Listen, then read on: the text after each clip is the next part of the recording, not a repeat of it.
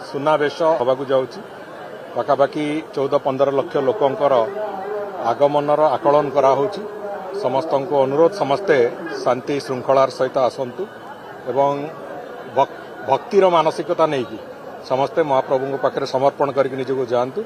महाप्रभु निश्चित भाव में समस्तंकर समग्र विश्वर मंगल करेंगे।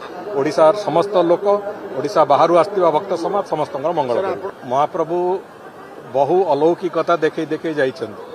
मो जीवन में व्यक्तिगत जीवन में भी मु महाप्रभुंकर बहु अलौकिकता देखी अनुभव करिछि एवं गोटे कथा निश्चित भाव में अनुभव करिछि जेतेबेले तांको पाखरे सबु किछि को समर्पण कर दिया जाए मनीष उद्यम न करिके तांको पाखरे सबु समर्पण जेतेबेले करिदबो सेतेबेले से मनीष को रक्षा करंती जगत को रक्षा करंती। एटा होछि भक्त और भगवान भीतरर गोटे भावना सब बेले तेणुकरी मोर समस्त अनुरोध समस्त भक्त समाज महाप्रभु ऊपर जार विश्वास अच्छी समस्ते दी हाथ टेकिकी तारे जय जगन्नाथ कहीकि पाखे समर्पित हो जातु।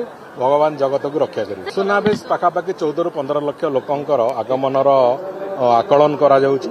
से अनुजाई आमे सहर को ट्राफिक को एवं समस्त व्यवस्था को से अनुजाई ताकू आमे तार जो व्यवस्था करिया कथा ताकू करने को प्रचेष्टा करूँ एवं से मते लगुच जदि महाप्रभु करुणा थाए निश्चित भाव में लोके आसबे ये महाप्रभु को दर्शन कर। गत वर्ष सुनावेश समय समस्त मन थी प्रचंड वर्षा पाखापाखि 1.5 घंटा 2 घंटा धरिकी है।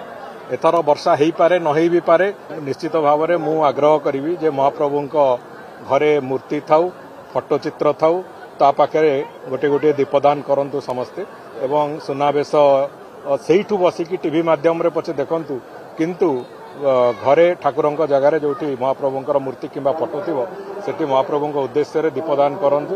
अंततः जय जगन्नाथ ध्वनि सहित निज घरे बसिकी सुनावेश को आपण माने